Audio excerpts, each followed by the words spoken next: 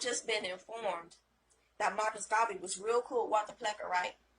And I researched it, and it turns out this motherfucker was cool with the nigga. They was comforting his wife when he was in prison, y'all. No wonder the nigga was talking about going back to Africa and shit like that. The nigga was hanging out with a motherfucking white and furious, bro. Oh my God, it all makes sense. For those who don't know who Walter Plecker is, he is the guy that put paper genocide on the map. He was destroying documents of our ancestors being indigenous. He was threatening midwives not to put Indian on the motherfucking birth certificates. He was reclassifying our ancestors' elders from Indian to black, mulatto, negro, all of that. And y'all look up to a nigga that hanging out with a motherfucker like that. Experiences and extensive travels, businessman Paul Covey felt that blacks in America would have a more suitable living condition in Africa. And when he died in 1817, the American Colonization Society, made up of slave owners and Quakers, took up his quest. But it wouldn't be the first time that white racists supported the idea of blacks going back to Africa. In Virginia during the 1920s, the Anglo-Saxons Club of America, with people like John Powell, Walter A. Plecker, and Ernest Cox, became bedfellows with Marcus Garvey.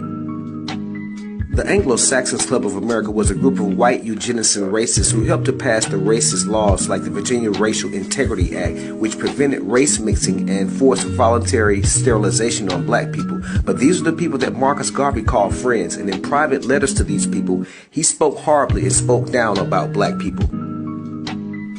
Ernest Cox wrote the popular book White America, in which he speaks about how race mixing will lead to the collapse of white civilization. But this was a book that Marcus Garvey absolutely praised, and he absolutely loved it. And he wrote to Cox several times speaking about his love for this book. And Garvey went on to say that this book should be in every black person's home along with the Bible.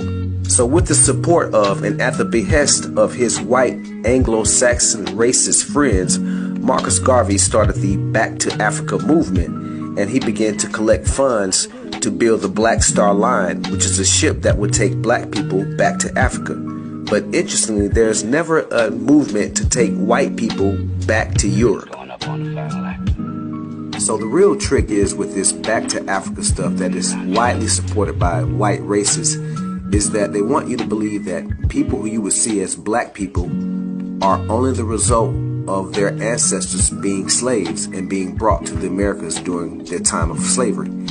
But that is totally not true. If you see these images, you see who the original Americans were. They were people who you would call black people, just like the indigenous people all over the world. So when we look at this trick, we must understand that people you call black people were indigenous to Africa as well as indigenous to America.